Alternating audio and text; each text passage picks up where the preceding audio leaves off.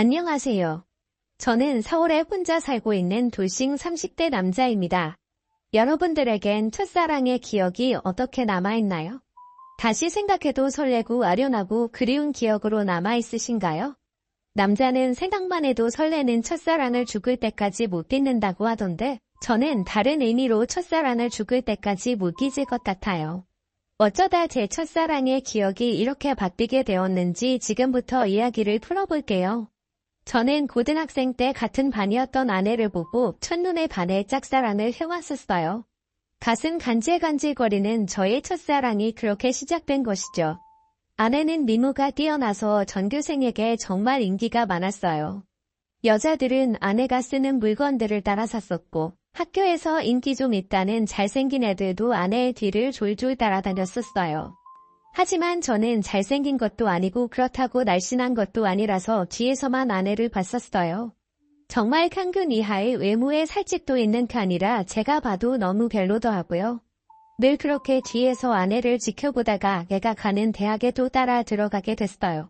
아무리 그래도 그 정도까지 하냐고 말하시겠지만 저는 그만큼 아내를 무척이나 좋아했었거든요. 제 세상은 아내에 의해 흘러간다고 볼 수 있었어요. 그렇게 대학을 가서도 혼자 속으로만 좋아하다가 대학 졸업할 때쯤 제가 용기를 내서 아내에게 고백을 했어요. 현이야, 친하지도 않은 내가 이렇게 불러내서 당황했지. 졸업하기 전엔 꼭 너한테 하고 싶은 말이 있어서 불렀어. 너 좋아해, 현이야. 나도 알고 있었어. 고등학생 때부터 뒤에서 계속 나만 보던데 어떻게 몰라? 다른 애들은 나랑 얘기 못해서 안달이었는데 넌 끝까지 쳐다만 보더라. 알고 있었어? 다른 애들은 다 잘생기고 예쁜데 난 너무 못생겼잖아. 그래서 너한테 말을 걸 용기가 없어서 그냥 뒤에서 쳐다만 봤어. 차라리 말을 걸지 그랬어. 뒤에서 쳐다만 보면 얼마나 무서운 줄 아니? 장난이야. 오히려 다른 애들과는 다르게 특이해서 자꾸 눈길이 가더라고. 그랬어? 그럼 계속 특이한 애로 남기에 오늘도 말 걸지 말 걸 그랬나? 나 근데 정말 너 좋아해. 대학까지 따라올 만큼 진짜 진심으로 좋아해. 대학까지 따라온 거야? 내가 뭐라고 이렇게 좋아해 주는 거야? 나 정말 별거 아닌 사람인데. 아니야, 너만 보고 있으면 주변이 환해지고 너가 웃을 때마다 내가 행복해지는 걸. 이젠 졸업 앞두고 마지막이라고 생각하고 말한 거야. 부담 가지지 마. 대답 안 해줘도 돼. 왜? 난 대답하고 싶은데. 원래 고백은 대답 드리려고 하는 거 아닌가? 나는 좋아. 우리 한번 만나보자. 아직 어리니까 가볍게 만나보고 아니면 그때 헤어지면 되지. 저는 인생은 믿져봐야 본전이라는 생각에 당연히 차일 것이라고 예상하고 고백한 것인데 예상 밖으로 아내는 활짝 웃으면서 저를 받아주더라고요. 그렇게 저희는 얼떨결에 연애를 하게 되었어요. 남들과 똑같이 데이트도 하고 사랑을 나누었죠. 아내 주변에서는 도대체 저를 왜 만나냐고 했었는데 그냥 웃기만 하더라고요. 저는 이유가 뭐든 지금 아내와 사귀고 있다는 자체가 행복해서 아무런 상관이 없었어요. 그리고 졸업을 하고 저는 운 좋게 대기업에 취업을 하게 되었어요. 아내도 대기업에 계속 이력서를 넣어보는데 서류 전형은 대부분 합격을 하는데 저보다 자격증이 많이 부족해서 그런지 최종 면접에서 항상 떨어지더라고요. 결국은 대기업은 포기하고 중소기업에 취직을 하게 되었죠. 위로가 전혀 안 되겠지만 그래도 아내에게 취직 축하한다고 맛있는 것도 사주고 아내가 평소 갖고 싶어 했던 지갑도 축하 선물로 사줬습니다. 아내는 저의 응원을 받고 힘을 내서 열심히 회사를 다녔어요. 제가 어느 정도 직급이 올라갔을 때 아내에게 결혼을 하자고 했어요. 아내는 망설임도 없이 단칼에 제 청혼을 거절하더라고요. 아직 직장이 간변치 못하다면서 자신이 당당해질 수 있을 때 결혼을 하고 싶다고 했었어요. 아무것도 없는 나랑 결혼하고 싶다고 해줘서 너무 고마운데 아직 내가 직장이 간변치 않아서 지금 결혼하기엔 너한테 너무 미안해. 그럼 내가 싫어서 거절하는 게 아니라 직장 때문에 거절하는 거야? 직장이 무슨 상관이야? 우리 둘이 잘 살면 되는 거지. 그래도 직장이 좋아야 월급도 많이 받고 우리가 걱정 없이 살 거 아니야. 너 월급에 비하면 내 월급은 너무 작잖아. 나는 내가 내 앞에서 당당해질 수 있을 때 결혼하고 싶어. 그래도 너가 안 버는 것보단 낫지. 우리 둘이 같이 벌면 괜찮아. 그리고 나 혼자 벌어도 너 하나쯤은 먹여 살릴 수 있어. 아내가 저보다 못한 직장에 다닌다고 스트레스 받아 하는 것 같아서 괜찮다고 다독여줬어요. 아내는 제가 대기업에 다니니까 확실히 제 월급이 자신 월급보다 많다는 것을 알았지만 정확히 얼마나 되는지 모르는 상태였거든요. 그래서 저는 아내에게 이 정도의 월급을 받고 있으니 결혼해도 문제가 없다고 설득했죠. 제가 자신보다 2배 넘게 받는다는 것을 듣고 놀라더니 고민을 하는 것 같더라고요. 계속 빼는 저의 살듯 끝에 아내는 긍정적으로 생각이 바뀐 것인지 제 청혼을 받아주었어요. 제가 이렇게 결혼을 서두르게 된 이유는 회사에서도 아내가 인기가 많은 것 같더라고요. 아내가 종종 회사에서 치근덕거리는 남직원이 있다고 얘기를 꺼낼 때마다 다른 남자들이 더 이상 치근덕거리지 않게 얼른 결혼을 해야겠다는 마음을 먹게 됐죠. 저는 그렇게 힘들게 아내와 결혼하는 데 성공했습니다. 저희는 결혼한 지 2년이 지났는데도 자식 없이 여전히 둘이서 신혼생활을 보내고 있어요. 사실 아무리 노력을 해도 아이가 저에게 찾아올 생각을 하지 않더라고요.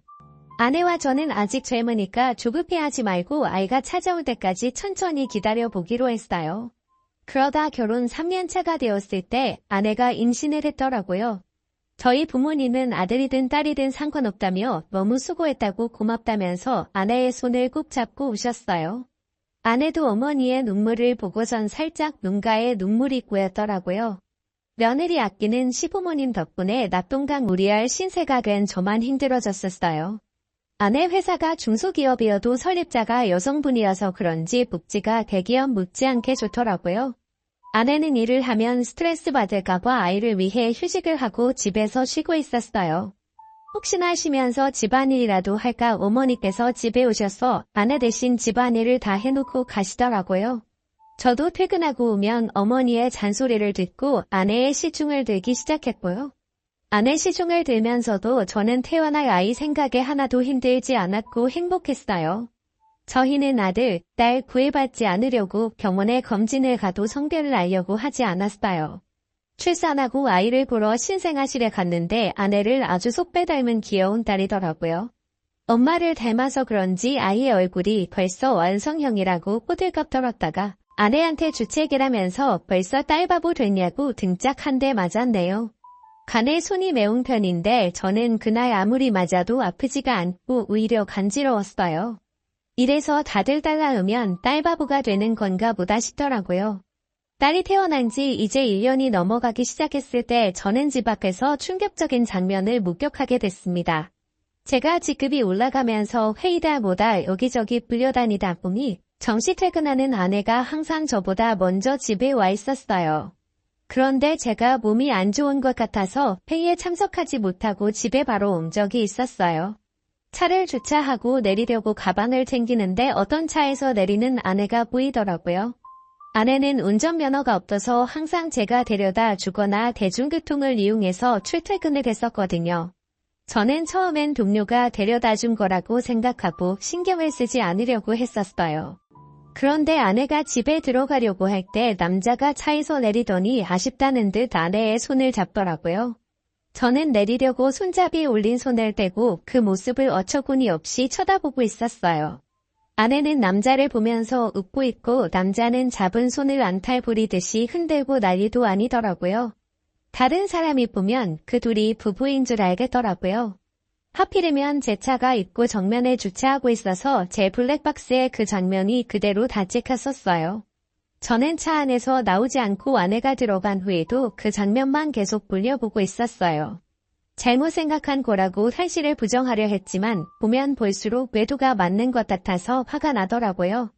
더 확실한 증거를 잡아야겠다는 생각에 저는 집으로 바로 들어가지 않았어요. 차 안에서 쉬다가 원래 제가 퇴근하던 시간에 맞춰서 집에 들어갔죠. 아내가 웃으면서 저한테 왔냐고 말하는데 온몸에 소름이 돋았어요. 저는 아무것도 못 본 사람 마냥 아내에게 평소와 다를 것 없이 똑같이 대했었어요. 아내가 음식을 하는 동안 혹시나 다른 증거들이 나오지 않을까 싶어서 아까 아내가 입고 있었던 코트를 뒤졌는데 아무것도 나오지가 않더라고요. 저는 아내가 잘 때 휴대폰을 몰래 확인해 보기로 마음먹었습니다. 아내가 먼저 잠든 것을 확인하고 휴대폰을 들고 조용히 거실로 나왔어요. 잠금이 걸려 있었는데 기밀번호가 딸 생일이라고요. 저는 고민할 것도 없이 제일 먼저 카카오톡을 들어가 보았어요. 전국 회사 직원들과의 단톡이나 제가 알고 있는 고등학교 친구들과의 단톡이었는데 유일하게 한 사람만 개인톡을 하고 있더라고요. 저장명도 심상치 않은 게 제 직감으로는 이 사람이 아까 아내를 데려다 준 사람이라고 생각했죠. 개인톡을 들어가 보니 역시나 제 예감이 딱 들어맞았더라고요. 아내가 저랑 연애했을 때보다 그 사람이랑 더 달달하게 카톡을 주고받았어요. 그런데 두 사람이 사귄 지가 꽤나 오래된 사이였던 것 같았어요. 같이 데이트하면서 찍은 음식 사진에 남자가 살짝 걸려있는 사진들과 대놓고 찍은 커플 사진들도 있길래 모조리 제 휴대폰으로 옮겨 놓았어요. 그리고 다음날 아침밥을 먹으면서 아무렇지 않은 표정으로 평소 대화하듯 아내에게 이혼 서류를 준비하라고 했어요. 아내는 잘못 들은 건가 싶은 표정으로 갑자기 무슨 소리냐고 하더라고요. 저는 아무 말 하지 않고 커플 사진을 아내의 폰으로 전송했어요. 방금 내가 당신한테 사진을 하나 보냈는데 그게 우리 이혼 사유야. 그러니까 군말 없이 퇴근하면 이혼 서류 준비하고 당신 짐 싸놓고 있어. 여보, 내가 미안해. 다신 안 그러게. 잘못했어. 내가 당장 그 남자 정리할게. 우리 딸을 봐서라도 이혼만은 안 돼. 엄마는 아빠 없는 애로 키울 수 없잖아. 안 그래? 그걸 아는 사람이 남편 두고 이렇게 딴 남자를 만나고 있었던 거야. 저번에 친구랑 저녁 먹고 온다고 했던 날도 그 남자랑 먹었더라. 그땐 정말 아무 사이 아니었어. 그날은 둘 다 상사한테 엄청 혼나고 퇴사 고민할 만큼 힘들길래 같이 저녁 먹으면서 하주연하고 헤어진 게 다야. 진짜야. 거짓말 치지 마. 내가 그전 대화까지 안 봤을 것 같아? 내가 사진만 대충 본 줄 아는 거냐고. 대화 내용까지 다 봤는데 왜 거짓말 치는 거야? 나도 모르겠어. 이렇게 거짓말해서라도 당신 잡고 싶었나 봐. 내가 잘못했어. 나를 욕해도 좋아. 그런데 이혼만은 절대 안 돼, 여보. 그래? 그럼 지금 그 놈이랑 당장 헤어져. 그렇지 않으면 난 무슨 짓 할지 몰라. 당신 회사에 불륜 증거 다 뿌리고 이혼할 수도 있어. 아내는 회사에 불륜 사실을 알리겠다고 하니 당장 그 남자에게 전화해서 이별을 통보하더라고요. 그리고 며칠 뒤 아내한테 들은 얘기인데 아내와 헤어지고 그 남자는 이직을 했다더라고요. 어디로 이직했는지는 모르고 남자가 휴대폰 번호를 바꿔버려서 만약에 다시 만나고 싶다고 한들 만날 수 없는 상황이라고 확실히 관계가 끝났다는 것을 말해줬어요. 저는 제가 있는 앞에서 이별을 통보했던 아내라 저 말을 의심조차 하지 않고 믿었던 것 같아요. 조금이라도 의심해보고 제가 직접 알아봤어야 할 내용이었는데 말이에요. 그리고 저희는 다시 예전 신혼 때처럼 관계 회복에 성공했어요. 아내가 미안했는지 그 사건 이후로 제게 과하다시피 너무 잘해주더라고요. 그 행동도 의심해봤어야 했는데 말이에요. 그 사이에 귀여운 딸이 저희에게 한 번 더 찾아왔어요. 이번에도 아내를 쏙 빼닮아 너무 이쁘더라고요.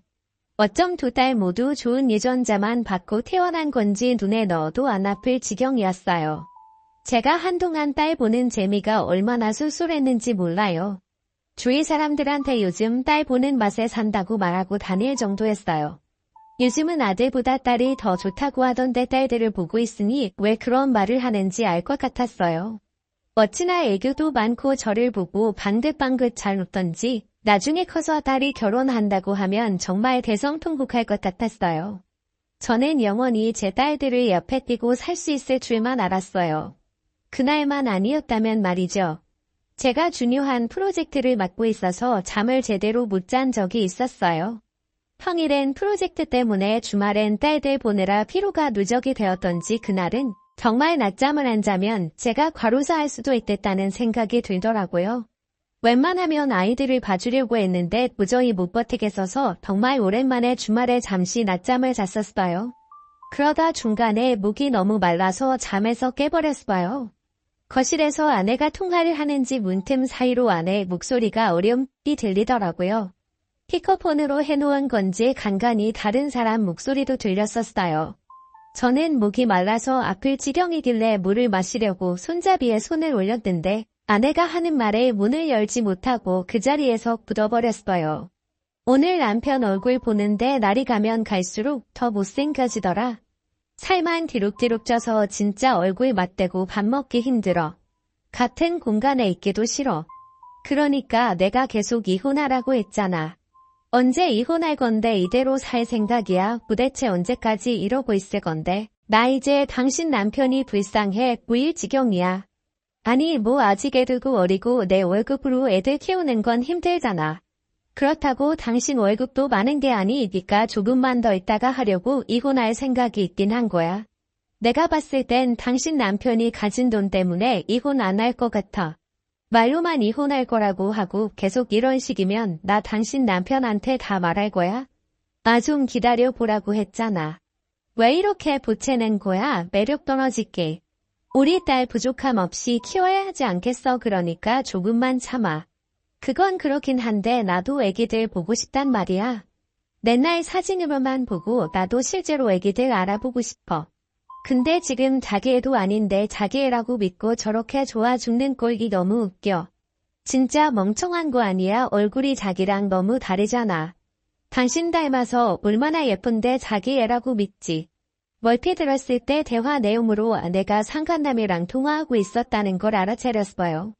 얼굴 얘기하면서 제 험담을 할 때부터 저는 손을 뻗어서 화장대 위에 있던 제 폰을 들고 아내의 통화 내용을 녹음하기 시작했어요. 둘이서 오가는 대화들이 정말 갈수록 가관이더라고요.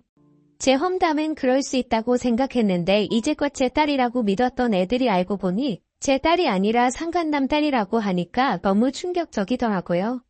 저는 들고 있던 폰을 바닥에 떨어뜨렸고 그 소리에 아내가 놀랐는지 황급히 전화를 끊더니 방문을 열고 불을 켜더라고요. 불을 켜자마자 바로 앞에 서 있던 저를 발견하고 놀라서 소리를 지르더라고요. 여보 당신 언제부터 여기 있었어? 혹시 내가 통화하는 거 들은 거야? 어디서부터 들었어? 다 들었어. 너 당장 내 집에서 나가. 더 이상 내 목소리 듣고 싶지 않으니까 아무 말 하지 말고 지금 조용히 그대로 문 열고 나가. 여보 이거 오해야. 내 말 좀 들어봐. 당신이 지금 어디서부터 뭘 들었든 다 오해야. 그러니까 이거 드라마 얘기야. 내가 요즘 보는 막장 드라마 있는데 그 얘기하는 거였어. 내가 방금 분명히 당신 목소리 듣고 싶지 않다고 말했을 텐데 나가. 안 나가. 못 나가겠으면 내가 나가게 만들어줘. 아이들 데리고 당장 나가. 여보 내가 정말 미안해. 나 여기서 절대 못 나가. 한 발자국도 안 나갈 거야. 여기서 나가면 정말 갈 곳이 없어. 그러니까 제발 한 번만 봐줘. 괜히 입만 아프게 더 말할 필요 없고 여기 있는 물건들 다 내 돈으로 산 거니까 그대로 두고 귀찮게 짐 쌀 필요 없이 몸만 나가면 되겠네. 아이들 데리고 나가. 내 인내심도 여기까지니까. 아내는 계속 나갈 수 없다면서 제 바지가랑이를 잡고 늘어지더라고요. 저희가 싸우는 소리에 놀란 애들도 울고 불고 난리가 났었어요. 제 애가 아니라는 말을 들으니 더 이상 애들이 울든 말든 달래주고 싶지가 않았어요. 아이용품은 저희 집에 도왔자 필요가 없으니 대충 애들 짐만 챙겨서 아내 손에 쥐어줬어요. 아내는 제가 쥐어진 가방을 던지고 못 간다면서 바닥에 들어 눕더라고요. 제가 경찰에 전화하는 신용을 하니 아이들을 데리고 나갔어요. 알고 보니 아내는 전에 저한테 들켰던 그 상간남과 계속 만나고 있었더라고요. 저번에 헤어졌다는 말도 거짓말이었고 일찍을 했다는 말도 전부 거짓말이었어요. 그렇게 저를 속이고 둘은 뒤에서 만남을 이어갔던 거예요. 제 자식이라고 믿었던 딸들도 그 남자와 아내 사이에서 낳은 딸들이었던 거죠. 지금까지 저와 자신 사이에 아이를 낳고 싶지 않아서 피임약을 복용하고 있었더라고요. 아내는 상간남이 가진 게 쥐뿔도 없었는데 단지 얼굴 하나만 보고 만난 것이었어요. 저랑은 그저 돈을 많이 버니까 돈 때문에 계속 만나다가 결혼까지 하게 된 것이었죠. 저는 모든 사실을 알고 바로 변호사 선임해서 이혼 소송과 상간남 소송을 했어요. 아내와 상간남은 제게 당장 줄 돈이 없다고 미안하다고 빌더라고요. 여보 내가 잘못했어. 당신이 이혼하라면 이혼해줄게. 우리 소송까지는 하지 말자. 그래도 같이 살아온 세월이 있는데 합의 이혼으로 끝내면 안 될까. 정말 죄송합니다. 용서받지 못할 짓 한 거 알아요. 그치만 소송만은 하지 말아주세요. 모아둔 돈도 없어서 당장 위자료 줄 돈이 없어요. 이렇게 부탁드립니다.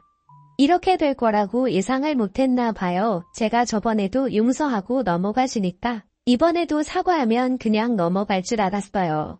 저 절대 고소 취할 생각 없습니다. 아내가 외도한 게 이번이 처음도 아니고 심지어 똑같은 남자랑 다시 외도를 했는데 저는 너무 괘씸해서 그 둘을 선처해줄 마음이 전혀 없었어요.